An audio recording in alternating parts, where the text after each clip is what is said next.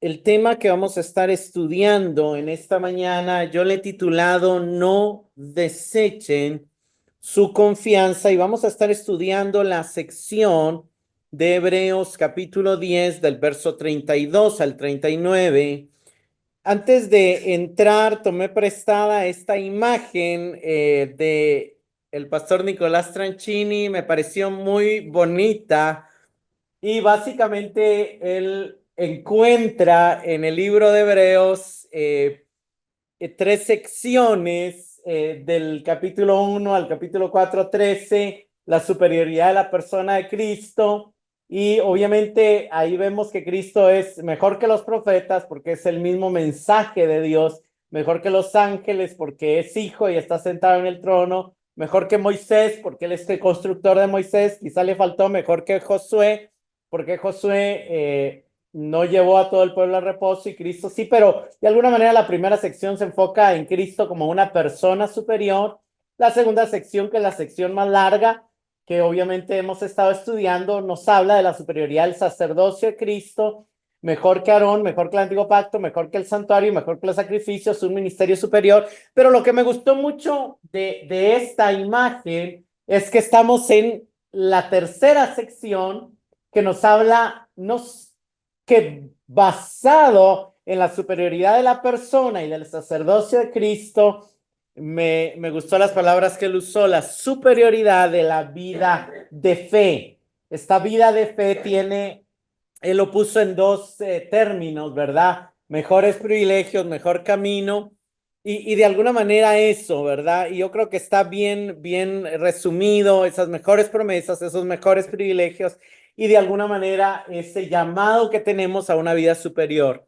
Lo pongo porque realmente, hermanos, el mensaje de Hebreo, por supuesto que es llevarnos a ver la superioridad de Cristo, pero para ver cómo eso se aplica a nosotros.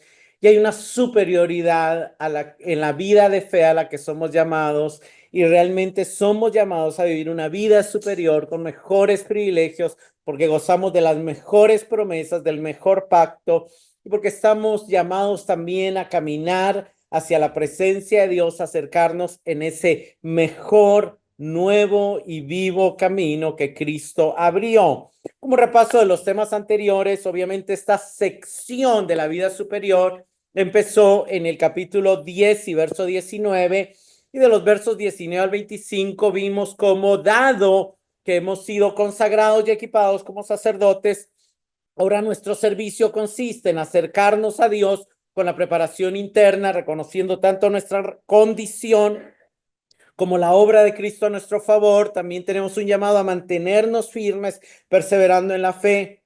Y también tenemos un llamado a ayudarnos los unos a los otros a mantenernos firmes a través de motivarnos mutuamente al amor a Dios y al amor al prójimo. Sin embargo, el autor también nos mencionó el peligro que corremos de desechar la verdad, de pisotear al Hijo, de menospreciar su sangre y ofender al Espíritu y de olvidar quién es Dios. El punto en el que estuvimos la semana pasada fue en que si no asumimos nuestro nuevo rol sacerdotal, corremos el grave peligro de seguir viviendo en el viejo hombre y eso conllevaría tres enormes riesgos, que son estos riesgos que están aquí. Explicamos que el conocimiento de la verdad demanda un cambio, que el entendimiento de la obra de Cristo demanda valorar y hacer uso de los recursos que Él nos dio y de la necesidad que tenemos de vivir en el Espíritu bajo su dirección, su guianza y su señorío.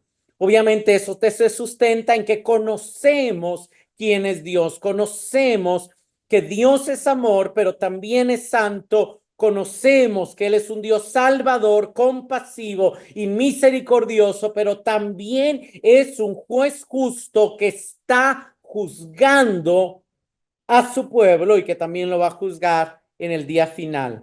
Hoy vamos a estar en los últimos versículos del capítulo 10, desde el 32 hasta el 39. Le voy a dar una lectura rápida. Vamos a dividir el mensaje de hoy en dos secciones. Los primeros versículos del mensaje de hoy, el autor se enfoca en recordarnos los cambios que trajo nuestra conversión a Cristo, el encuentro que tuvimos con Él y la segunda sección en ese llamado a no desechar la confianza. Dice la palabra, pero recuerden los días pasados, cuando después de haber sido iluminados, ustedes soportaron una gran lucha de padecimientos, por una parte, siendo hechos un espectáculo público en oprobios y aflicciones, y por otra, siendo compañeros de los que eran tratados así. Porque tuvieron compasión de los prisioneros y aceptaron con gozo el despojo de sus bienes, sabiendo que tienen para ustedes mismos una mejor y más duradera posesión. Por tanto, no desechen su confianza, la cual tiene gran recompensa, porque ustedes tienen necesidad de paciencia para que cuando hayan hecho la voluntad de Dios obtengan la promesa. Porque dentro de muy poco tiempo el que ha de venir vendrá y no tardará, mas mi justo vivirá por la fe, y si retrocede, mi alma no se complacerá en él. Pero nosotros no somos de los que retroceden para perdición, sino de los que tienen fe para la preservación del alma.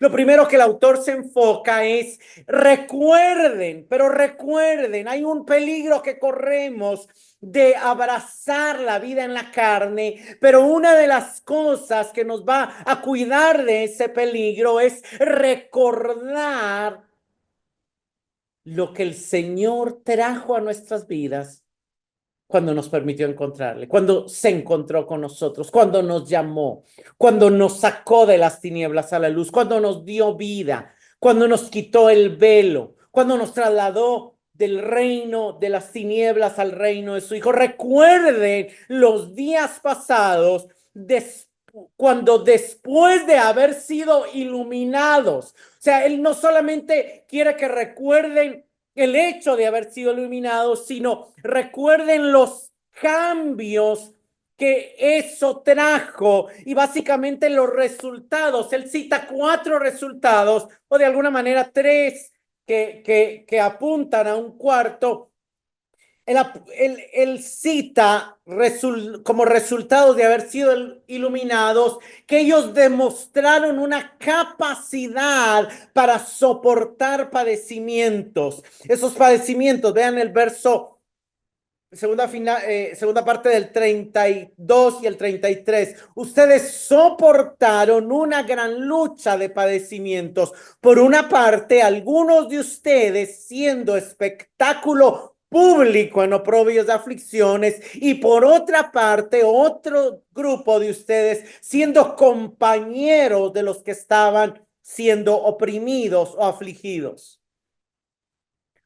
Porque tuvieron compasión de los prisioneros y aceptaron con gozo el despojo de sus bienes, sabiendo que tienen para ustedes mismos una mejor y más duradera posesión. Entonces, lo primero es que ellos fueron iluminados. Este ser iluminados es equivalente a lo que llamó el verso 26, llegar al pleno conocimiento de la verdad. Es equivalente a el haber sido hecho partícipe de Cristo. Es equivalente a haber nacido de nuevo. O sea, son términos equivalentes que nos muestran los diferentes aspectos de las cosas que se viven cuando llegamos a la salvación, cuando llegamos al nuevo nacimiento, cuando somos regenerados, cuando llegamos a Cristo. Esa salvación, ese nuevo nacimiento, esa iluminación trae cambios, y dentro de esos cambios hay algunas evidencias que él está citando aquí. Primero habla de esa capacidad para soportar padecimientos por amor a Dios y por amor al prójimo, de esa compasión que se despierta por los prisioneros, de ese gozo que antes no existía ante el despojo de sus bienes, y todo eso fundamentado en la certeza de una mejor y perdurable herencia. Quiero detenerme unos minutos en esta realidad de ser iluminados. Hermanos, ser iluminado, ¿qué significa ser iluminado? Segunda de Corintios 4:6 nos dice, pues Dios que dijo de las tinieblas resplandecerá la luz, es el que ha resplandecido en nuestros corazones para iluminación del conocimiento de la gloria de Dios en el rostro de Cristo. Segunda Timoteo 1:9 y 10 dice, Él nos ha salvado según su propósito y según la gracia que ahora ha sido manifestada por la aparición de nuestro Salvador Cristo Jesús, quien puso fin a la muerte y sacó a luz la vida y la inmortalidad por medio del Evangelio. ¿Qué se celebra en Navidad? Se celebra la aparición de nuestro Salvador, el Señor Jesucristo, en medio de los hombres. Pero no solamente esa aparición se habla el pasaje, sino el pasaje habla de aquel momento donde tú y yo estábamos en tinieblas y de repente ahí en esas tinieblas, en esa depresión, como decía Mauricio, en esa vida que no tiene ningún sentido, que no tiene ningún propósito, llega el Señor y se te aparece. Llega el Señor y como dice 2 Corintios 4:6, te saca de tu ceguera para ver la gloria de Dios en el rostro de Cristo. Yo creo que ninguno de nosotros aquí hemos estado ciegos. Hablo físicamente, ¿verdad? Porque todos lo hemos estado espiritualmente. Nacimos en pecado y nacimos ciegos. Pero imagínese usted por un momento que usted fuera ciego, que usted hubiera nacido ciego. Cierre un momento sus ojos, imagínese que alguien le describe las cosas que ve. ¿Qué sentido, qué emoción le trae eso? Un deseo de ver. Hubo gente en la Biblia, hubo gente que se encontró con Jesús. Hubo un ciego que llegó a Jesús y Jesús le dice, ¿qué quieres? Y él le dice, poder ver. Porque oigo que me describen maravillas, bellezas, cosas que no logro contemplar porque nací ciego, porque soy ciego, porque no puedo ver, me imagino, yo no sé cómo un ciego se imaginará las realidades, pero realmente, miren hermanos, yo he tenido etapas en mi vida donde a veces leo las biografías de grandes hombres de Dios, de misioneros, de personajes como no sé, como Adoniram Hudson, como los cuáqueros, como George Muller, como tantos hombres de Dios que han habido en la historia. Y yo me quedo, o sea, yo mismo he tenido esa sensación. Me parece que ellos vivieron algo superior, que yo anhelo ver. Y obviamente he tenido encuentros similares, pero sobre todo en mi adolescencia yo leía, tuve la oportunidad de leer la biografía de grandes cristianos y de alguna manera traían a mi vida, yo creo que una sensación similar como la sensación de un ciego que oye que le describen cosas que no ha visto y desea ver. Y yo creo que eso es una de las maneras en que podemos explicar lo que es la conversión. Cuando oímos a otros que tienen una relación, una conexión, una realidad con Dios, que para nosotros todavía es algo teórico, pero que todavía no es una realidad. Ahora, esa situación debería de seguir toda la vida cristiana, porque Pablo ora por los efesios, ¿se acuerdan cuando estudiamos Efesios? Que los ojos de su entendimiento sean iluminados, porque aunque ya ven a Cristo, necesitan ver más claramente su gloria, necesitan ver más claramente la esperanza a la que los ha llamado, las riquezas de la gloria de su herencia y la supereminente grandeza de su poder. Entonces, por un lado ya podemos ver, pero por otro lado necesitamos seguir saliendo de tinieblas y seguir siendo iluminados. Ahora, hay un momento donde en el pasado fuimos iluminados y salió a luz una vida y una inmortalidad, la gloria de Dios en Cristo que antes no habíamos podido ver. Hermanos, ¿qué es ser iluminado? Ser iluminado es llegar al punto de poder contemplar la belleza, la gloria, la hermosura de Dios que antes no mirábamos por causa del pecado. Nicolás Tranchini escribe, la verdadera vida cristiana no es escuchar sermones, es un cambio de lo que mi corazón ama, de aquello que quiero, de aquello que me atrae, de aquello que me causa placer. Ahora, la pregunta que nos tenemos que hacer es, ¿veo? ¿Han sido abiertos mis ojos? Siento que todo el dinero, los logros profesionales, lo lindo que me ofrece el mundo, siento que todo es basura cuando lo comparo con Cristo. Porque esa es la evidencia de haber sido iluminado. Jesús también habló de eso en sus parábolas. Mateo 13, cuando habla del reino de Dios, Jesús nos dice, dichosos los ojos de ustedes porque ven, todos los demás están ciegos, pero ustedes ven. Por eso son mis seguidores y sus oídos porque oyen. Pero aquel en quien se sembró, y ahí les cuenta varias parábolas, pero veamos una de las parábolas, es la parábola famosa del sembrador, dice, aquel en quien se sembró la semilla en tierra buena, este es el que oye la palabra y la entiende. Todos oyen la palabra, pero solo la buena tierra la entiende. Este sí da fruto y produce.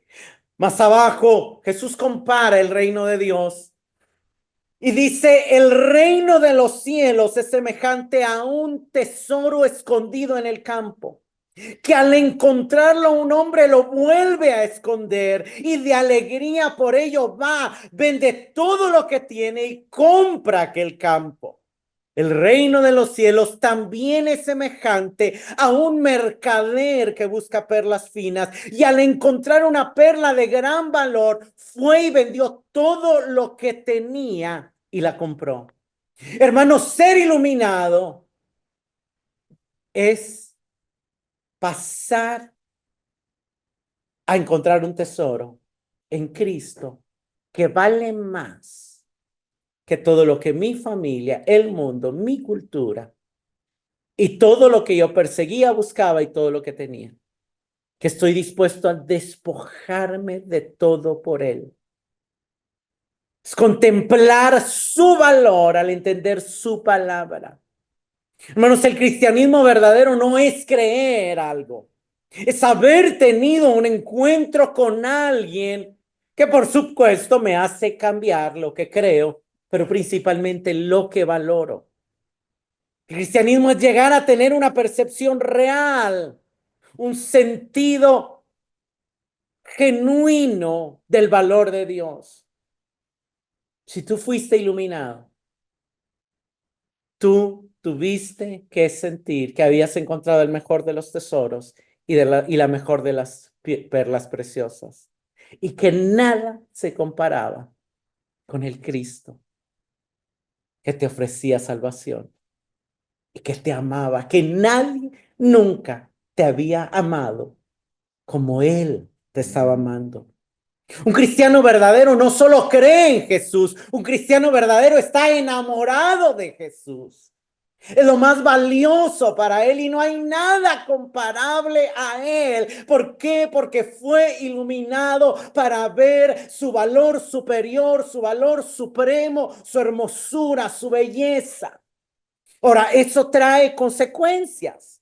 Y una de las consecuencias es esa capacidad que se da para soportar padecimientos. La construcción en el griego de estos versículos que ya leímos nos muestra que la comunidad inicial hacía. Ahora, ¿cuándo sucedió esto? ¿Cuándo ellos fueron iluminados? ¿Cuándo surgió la iglesia de Éfeso? Esta descripción del despojo de los vientres es muy coherente con un edicto del emperador Claudio que sucedió en el año 49 después de Cristo, el cual expulsó a los judíos de Roma por conflictos que se dieron y algunos de ellos los despojaron de sus bienes. Esto había sucedido más o menos unos 18 años de que esta carta se escribió. O sea, 18 años antes ellos habían sido iluminados, Cristo pasó a ser lo más valioso para ellos y se enamoraron de Él como nunca. Ese amor por Cristo les hizo estar dispuestos a sufrir por Él. Ese amor por Cristo hizo que no les importara que los despojaran de sus bienes. Ese amor por Cristo les hizo no ceder ante la presión de Roma por adorar al emperador, porque solo Cristo era Dios y solo Él era Señor. Es evidente también que vivían con un gran sentido de comunidad. El amor fraternal era evidente en la iglesia del principio. De hecho, vemos en Hechos 2 y 4 que ese cuidado mutuo los llevó hasta compartir sus bienes. Y una de las primeras evidencias es la capacidad para soportar padecimientos. Hermanos, una de las cosas que sucede cuando somos iluminados y cuando vemos el valor de Cristo es que ya no vemos el sufrimiento de la misma manera. Veamos Hechos 5:41. Los apóstoles pues salieron de la presencia del concilio regocijándose de que hubieran sido considerados dignos de sufrir por afrenta del nombre. Filipenses 1:29, porque a ustedes se les ha concedido por amor de Cristo, no solo creer en Él, sino también sufrir por Él.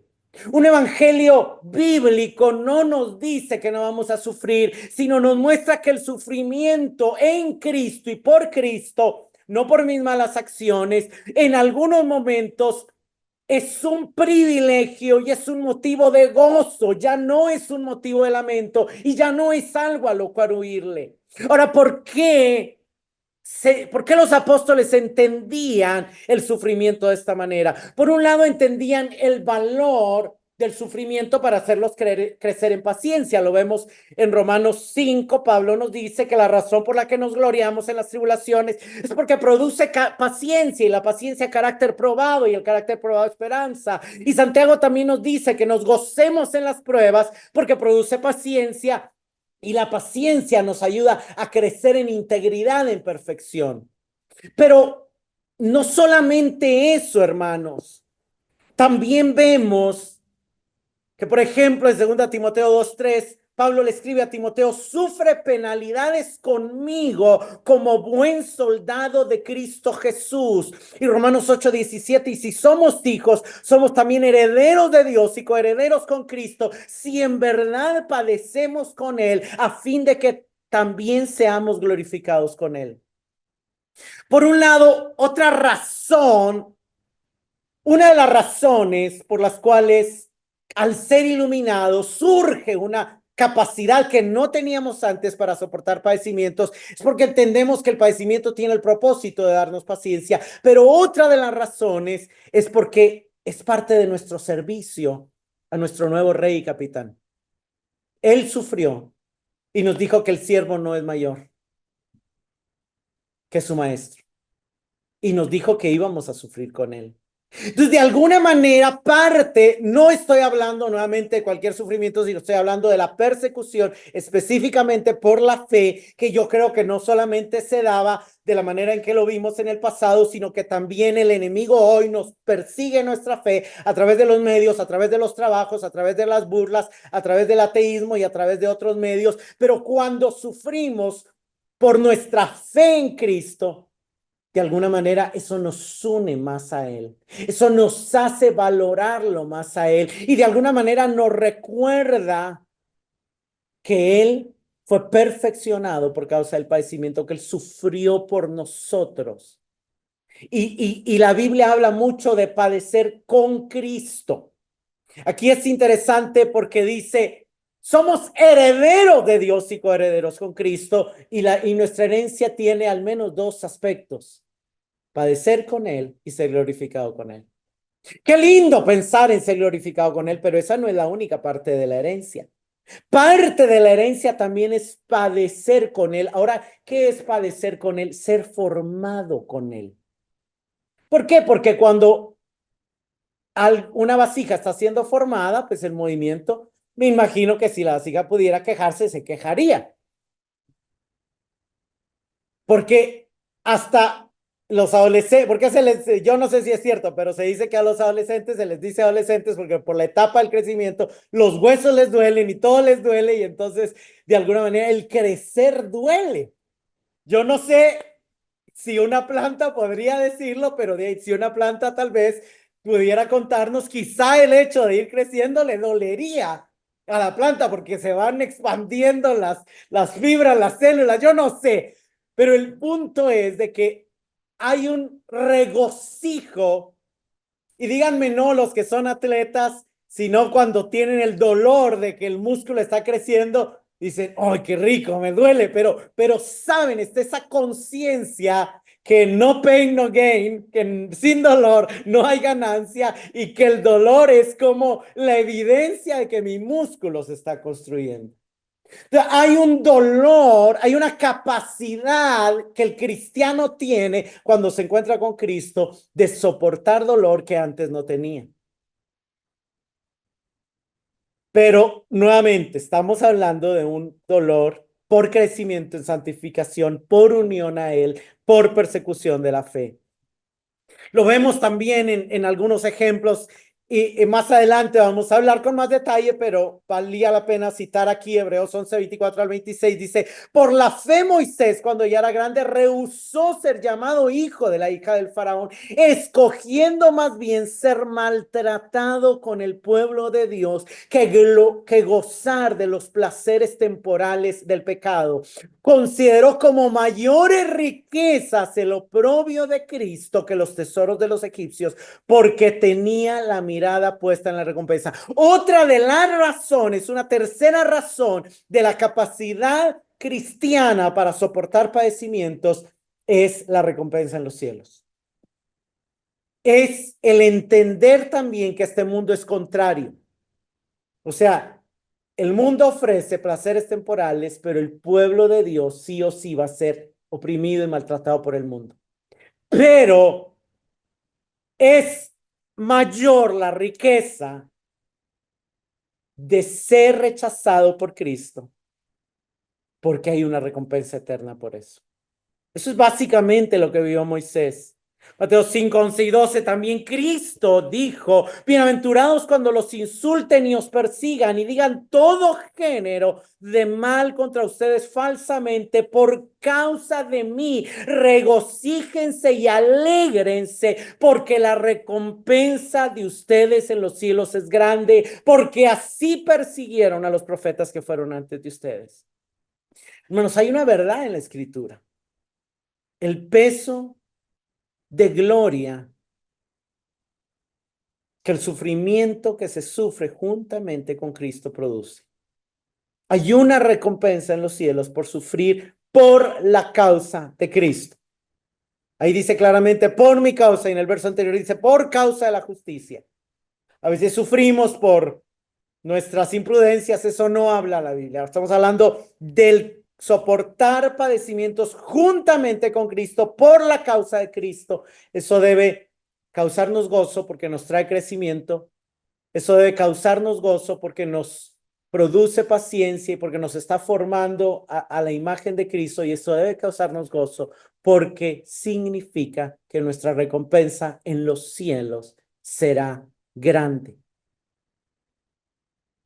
Que los sufrimientos del tiempo presente, dice Pablo en Romanos 8, 18, no son dignos de ser comparados con la gloria que en nosotros ha de manifestarse. Pero algo más que sucedió es que ellos empezaron a tener compasión por los prisioneros. Obviamente habían algunos creyentes que por su fe fueron metidos a la cárcel, y los que no estaban metidos a la cárcel, siempre la historia ha sido así. Siempre han habido algunos que han sido más maltratados que otros. Toda la historia del cristianismo han sido así. Algunos fueron mártires, otros sobrevivieron, algunos estuvieron en la cárcel, otros no fueron a la cárcel. Pero los que no están yendo a la cárcel deben de responder y deben de seguir en amor y en apoyo a los que están yendo a las cárceles. Y de alguna manera yo creo que la actitud fue en respuesta a la enseñanza de Cristo. Todos sabían que Cristo enseñó que cuando Él viniera en su reino, le diría a los de la derecha, hereden el reino. Y las razones que da en el verso 34 es, el rey dirá a los de su derecha,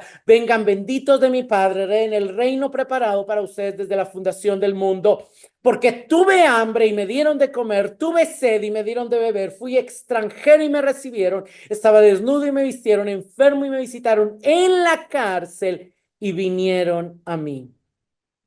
Una de las mayores enseñanzas de Jesús con su ejemplo fue la compasión. De hecho, no existiría la compasión, la caridad, de no ser por el cristianismo. El mundo previo al cristianismo no tenía nada de caridad. La caridad existe en nuestro mundo. Aún entre los ateos es común la caridad, hasta por los animalitos, pero todo eso se fue metiendo en nuestra cosmovisión por el cristianismo, por la influencia del cristianismo. Menos si en algo se diferenció Jesús de cualquier otro rabino de su tiempo, fue en su elección de fraternizar con los marginados y rechazados de la sociedad. Él ardía en compasión por aquellos que otros rechazaban, despreciaban y marginaban. De hecho, él también enseñó que una de las cosas que el Padre iba a recompensar era, por ejemplo, el mostrar generosidad con los pobres, lo que leemos en Mateo 6 como la limosna. Dala en secreto y tu Padre te recompensará. Ayudar al pobre es tan importante como orar y tan espiritual como ayunar. Es una enseñanza de Jesús, es de Jesús lo que conocemos como la regla de oro, una invitación a amar a otros como tú quieres ser amado. Es Jesús el principal maestro de compasión en este mundo. Pero también otra de las evidencias es que hubo un gozo en ellos por el despojo de sus bienes. Parece que mañana viene el gobierno, mañana gana un partido socialista, vienen y de repente en su casa, para los que tienen o no, imagínense que usted tiene casa propia, se la quitan y ya no es suya. Ni su casa ni su carro son suyos. Usted se alegraría. Yo creo que la mayoría de nosotros no. Eso les pasó a ellos. Y sin embargo, se gozaron. ¿Por qué? Porque estaban viendo un valor mayor. Jesús dice, Lucas 14, 26 y 27, si alguien viene a mí y no aborrece, y entiéndase ahí, y no ama menos, ahí tenemos que aprender a leer, y no ama menos a su padre y a su madre, a su mujer e hijos, a sus hermanos y hermanas, y aún hasta su propia vida, no puede ser mi discípulo. El que no carga su cruz y me sigue, no puede ser mi discípulo. Verso 33, así pues, cualquiera de ustedes que no renuncie a todas sus posesiones, no puede ser mi discípulo. Esto no quiere decir que hoy va a ir usted y va a ir a vender su casa y no. Es en el corazón que tenemos que hacer una renuncia a aquello que valoramos más que Cristo. Yo puedo seguir teniendo mi casa. Puedo seguir teniendo mi carro, puedo seguir teniendo mis amigos, pero si ellos compiten en mi corazón con Cristo, tengo que renunciar a ellos si quiero ser discípulo, seguidor y siervo de Cristo. No puedo ser discípulo de Cristo si no veo que Él vale más que todo lo demás. Él vale más. Y Él vale el despojo de todo lo que tenemos, porque Él se despojó de su gloria por amor a nosotros para venir a salvarnos. Y de alguna manera, con su ejemplo, nos enseñó que hay una belleza que proviene del dolor, que se hizo a sí mismo varón de dolores. Y no le avergonzó llamarse experimentado en aflicciones. Segunda Corintios 6, 9 y 10 dice, somos tratados como desconocidos, pero bien conocidos, como moribundos, pero vivimos, como castigados, pero no condenados a muerte, como entristecidos, pero siempre gozosos. La vida cristiana es una paradoja. Como pobres, pero enriqueciendo a muchos. Como no teniendo nada, pero poseyéndolo todo. ¿Cuál es una de las verdades del cristianismo? Que usted en este mundo puede ser pobre, pero usted tiene una riqueza mayor que la de los más millonarios que no conocen a Dios. Porque usted conoce y tiene una relación cercana con el creador de todas las cosas y con el que va a destruir este mundo con fuego y le va a dar un lugar a los que estén en relación con él en los nuevos cielos y en la nueva tierra. Tiene una herencia. Entonces yo puedo ser pobre y aún así estar enriqueciendo a muchos. Puedo no tener nada, pero lo poseo todo porque mi Padre es el dueño de todo, porque Cristo es todo, porque Él es lo único que verdaderamente vale. Esa es la verdad de la vida cristiana. Por eso Pablo después dice, no hable porque tenga escasez, pues he aprendido a contentarme cualquiera sea mi situación. Sé vivir pobremente y sé tener riqueza. Mi gozo no depende de cuánto tenga. Mi contentamiento depende de que encontré el tesoro escondido, la perla de gran precio. Y en mi corazón renuncié a valorar todo lo demás. Pasó a un segundo, tercero, a un muy bajo plano.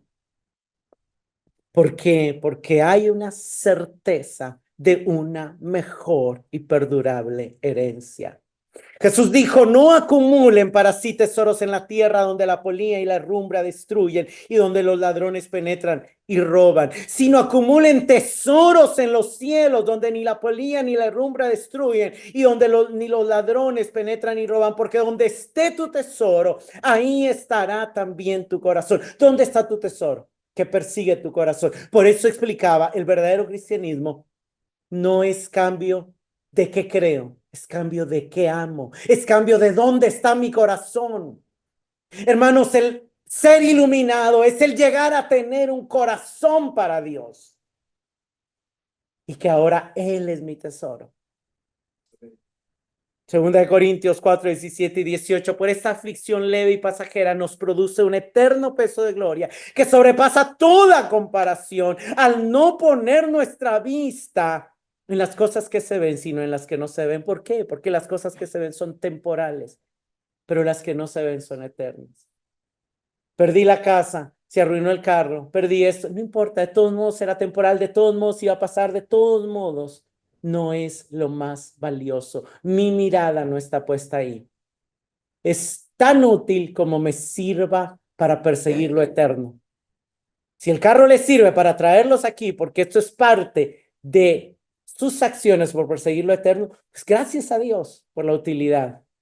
Que otros tienen sus pies, les sirve para lo mismo y el bus les sirve para lo mismo. Pero gloria a Dios por lo que Dios ha dado a cada uno, pero todo eso es secundario.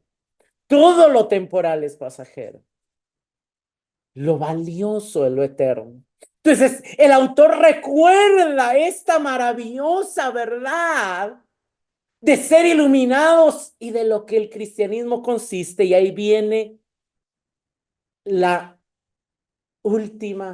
el último llamado, o un llamado más, a que se une a varios llamados que él estaba haciendo. Y dice, por eso no desechen su confianza. Miren, hermanos, cuando Cristo se nos aparece no es tan difícil que nuestro corazón se torna hacia Él, pero uno de los desafíos es cuando va pasando el tiempo mantener nuestro corazón con Él.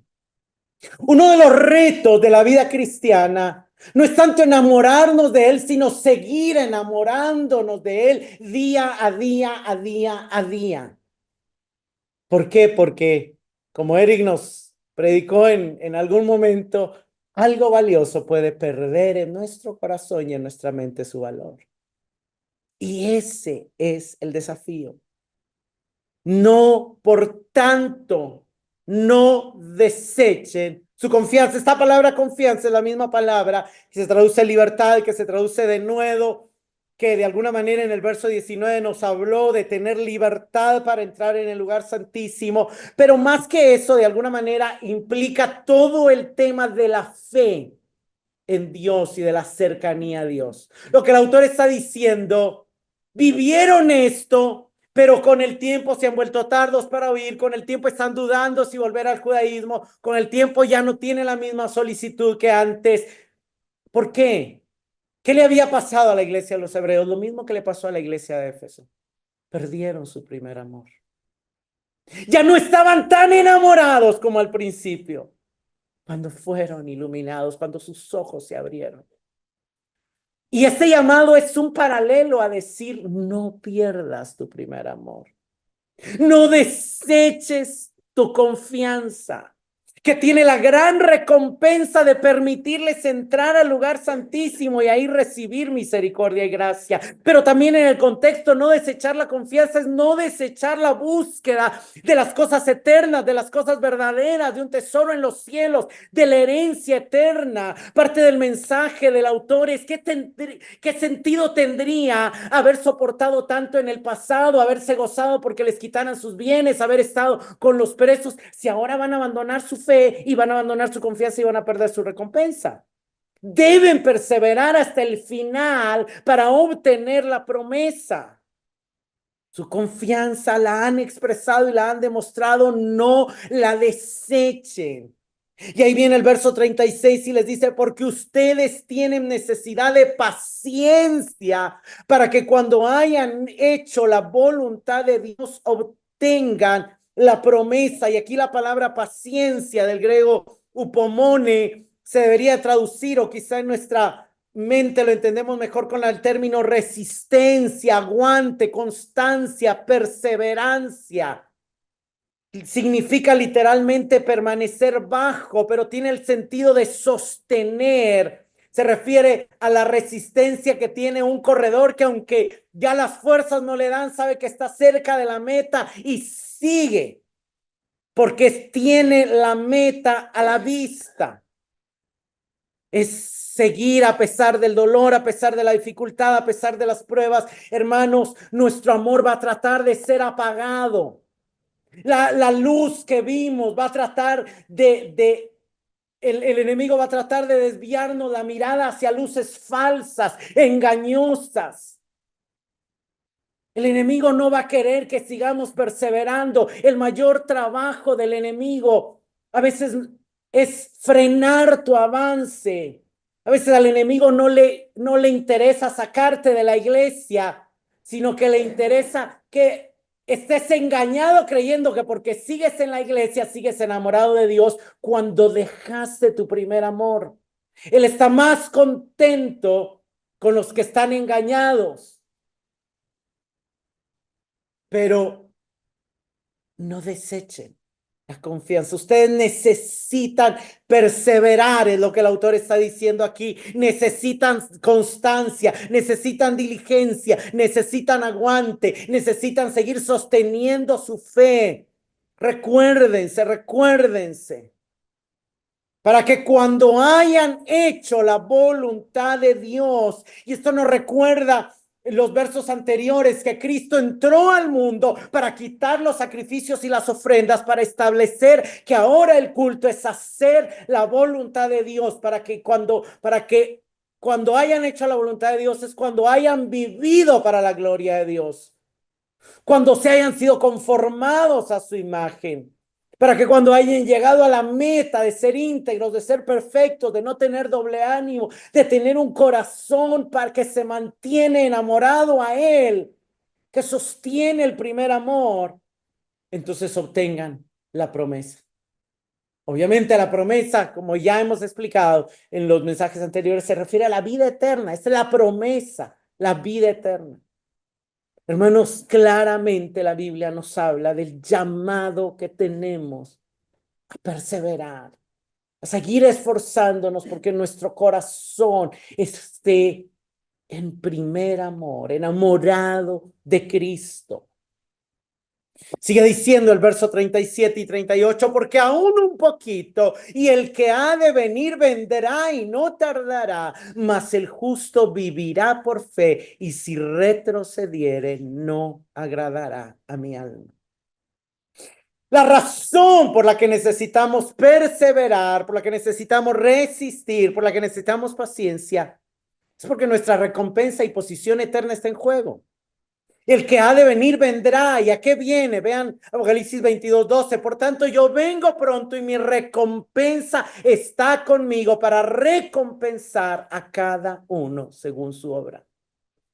Nuestra recompensa está en juego, como explicamos la semana pasada, la salvación es solo por gracia, pero Él va a venir a juzgar por las obras de cada uno. Y también hay que mencionar que el autor aquí está citando a Habacuc 2, 3 y 4. Habacuc dice, porque aún es aún visión para el tiempo señalado, se apresura el fin y no tardará, aunque tarde, espérala, porque ciertamente vendrá y no tardará. He aquí el orgulloso, en él su alma no es recta, mas el justo por su fe vivirá. Es interesante porque en el texto original se refería a la visión de Habacuc cuando él ve la injusticia, le pide al Señor que actúe, Dios le da una visión de los caldeos viniendo para eliminar la iniquidad, la opresión, la injusticia y la violencia en el pueblo. Y el autor modifica levemente el verso para hacer que se refiera a Cristo viniendo en su parecía. Por lo que en lugar de leer la visión vendrá, el autor escribe el que ha de venir vendrá, no tardará. Ahora, Habacuc responde a Dios, ¿cómo va a ser eso, Señor, que lo vas a hacer por medio de los caldeos? Y el Señor le dice, tranquilo, porque el justo por su fe vivirá. O sea, en el contexto original, esta promesa de Dios era una promesa dada a Habacuc de guardar el remanente creyente de la destrucción que traería la conquista babilónica. Pero aquí se refiere igual a que el verdadero creyente vivirá eternamente, su fe lo sostendrá, su fe le ayudará a mantener su mirada hacia lo eterno y lo fortalecerá aún en medio de las aflicciones de esta vida. Claramente, el pasaje Habacuc hace una mención de los que no van a ser salvos. Dice el orgulloso, también traducido como insolente, presuntuoso. Su alma no es recta y esa palabra recta también se puede traducir agradable. Pero el autor lo reinterpreta y pone, y si retrocediere, no agradará a mi alma. De alguna manera él está modificando, parafraseando el texto para enfatizar su advertencia anterior. La persona a la que Dios aprueba es la que se mantenga fiel, la que se mantenga perseverando. Pero si alguien retrocede rechazando el nuevo pacto y retirándose de la comunidad de la iglesia, no será grato para Dios, será rechazado por Dios y recibirá castigo. Es lo que significa aquí retroceder. Obviamente se entiende como la apostasía, como el caer en el pecado deliberado, desafiante y presuntuoso de no ejercer el llamado al que fue llamado y de rechazar la vida del espíritu en comunión con el cuerpo.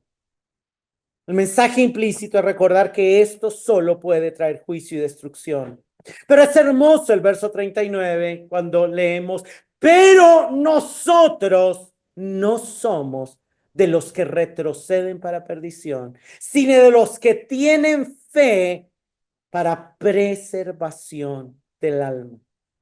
Y ahí Filipenses 1:6 nos ayuda recordando que estoy convencido precisamente de esto, que el que comenzó en ustedes la buena obra, la perfeccionará hasta el día de Jesucristo. Hermanos, la verdadera fe conduce inevitablemente a la perseverancia y a la fidelidad. Y por eso ambas, aunque pueden distinguirse conceptualmente, son inseparables en la vida de los creyentes. Es la fe perseverante, la fe verdadera, la fe que salva. No solo una decisión de una sola vez.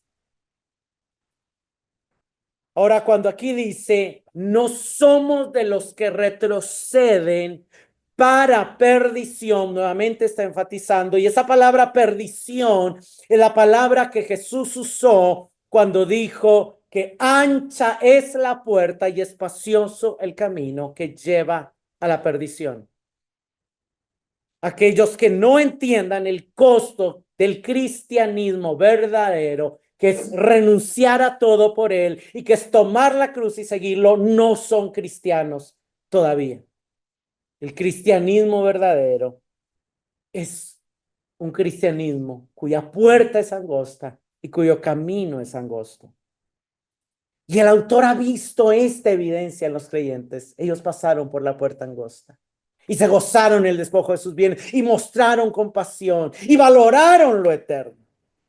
Y en base a eso el autor dice, nosotros somos no de los que retroceden, sino de los que van a seguir perseverando. Aunque ahorita estén ahí dudando y se han vuelto tardos para oír, yo sé que el Señor va a completar la obra que empezó. Hay un returcio retórico aquí que busca enfatizar eso. El justo vive por la fe. Si retrocedere, no prosperará. No somos de los que retroceden, sino de los que tienen fe.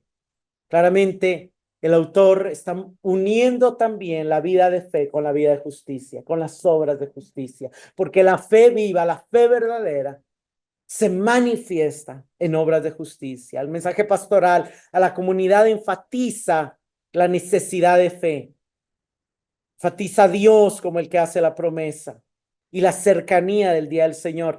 Quiero terminar con un paralelo que vemos entre los capítulos 6 y 10. En el capítulo 6, en el área de la advertencia, vimos que hay una advertencia contra permanecer en inmadurez por el castigo que conllevaría, que se une o que se alinea a la advertencia contra pecar deliberadamente por el castigo que conllevaría también, pero inmediatamente va seguido a un ánimo pastoral en los versos 9 al 12 por su servicio y su llamado a imitar a los que por la fe y la paciencia heredan las promesas. Y aquí vemos un ánimo pastoral basado en la manera en que ellos enfrentaron padecimientos en el pasado, un llamado a no perder la confianza y a ejercer paciencia para obtener la promesa. El capítulo 6 termina con un recordatorio de la segura y firme esperanza que tenemos en Cristo, quien entró detrás del velo como nuestro precursor. Y aquí un recordatorio de que Cristo vendrá y de que no somos de los que retroceden, sino de los que tienen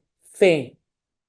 Algo hermoso es también ese ánimo en ambos pasajes. Las advertencias no las debemos de desconectar del confort, del ánimo que el autor busca darle. En el 6:9 les dice que está convencido de que para ellos hay cosas superiores y pertenecen a la salvación. Y aquí les recuerda cómo ellos fueron iluminados. En el 6 les recuerda que Dios no es injusto para olvidar su obra y el amor mostrado, habiendo servido a los santos y sirviéndoles aún, cuando también soportaron esa lucha de padecimientos, compartieron los sufrimientos de los presos y aceptaron el despojos de sus bienes.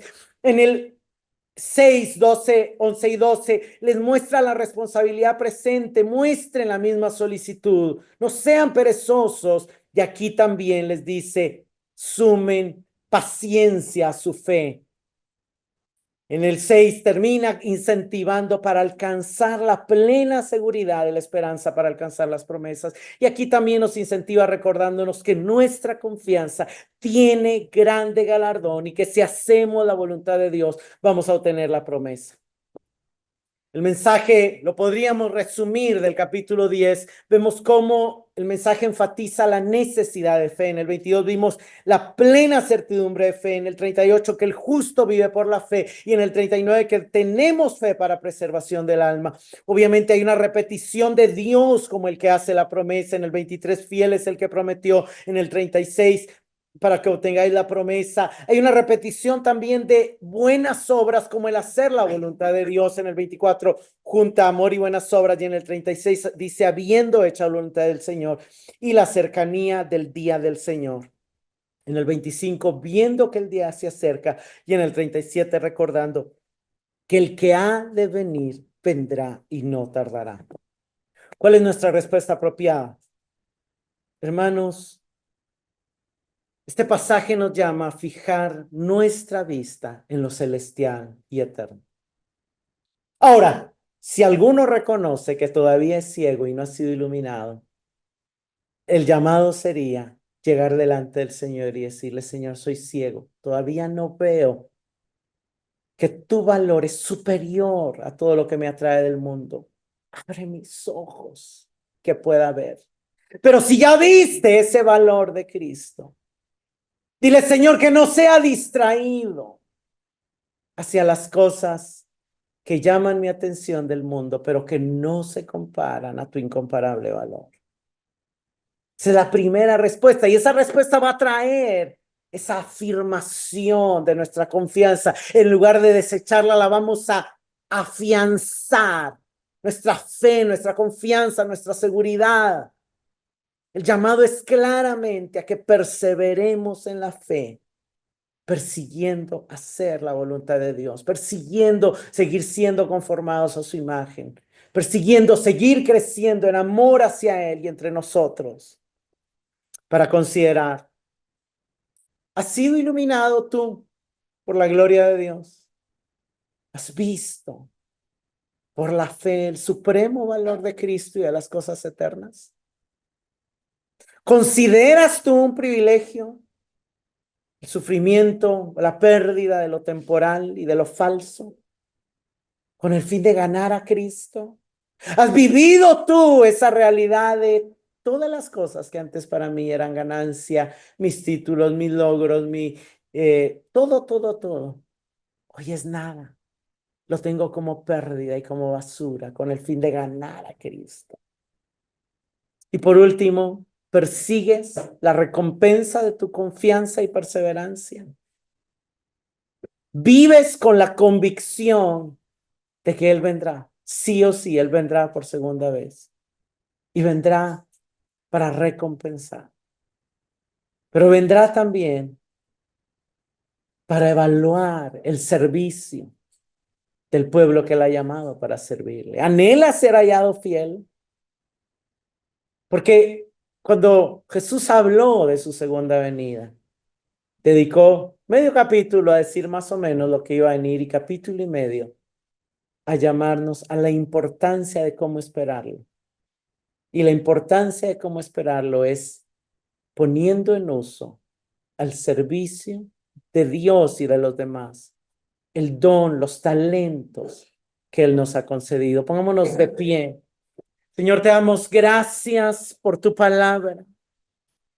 Te damos gracias, Señor, por habernos iluminado, por haber hecho brillar tu luz en medio de nuestras tinieblas, en medio de nuestra ceguera, en medio de nuestra perdición y oscuridad. Gracias por habernos mostrado tu belleza, por haber cambiado nuestros afectos y por habernos amado y dado la capacidad de amarte. Señor, te pedimos perdón si en algún momento hemos descuidado nuestro primer amor. Y te pedimos que nos ayudes, Señor, a volver a amarte por encima de todas las cosas. Que nada de lo que el mundo usa para intentar distraernos logre desviar nuestra mirada del valor supremo tuyo y de las cosas eternas. Ilumina nuestros ojos, ilumina los ojos de nuestro corazón para que podamos ver la esperanza de nuestro llamamiento, para que podamos ver la gloria de las riquezas de tu herencia, para que podamos ver la supereminente grandeza de tu poder. Y que día a día, Señor, podamos tomar nuestra cruz, renunciar a aquello que intenta tomar en nuestro corazón el lugar que te pertenece solo a ti. Que podamos afirmar nuestra fe y nuestra confianza en ti. Ayúdanos, Señor, te lo suplicamos.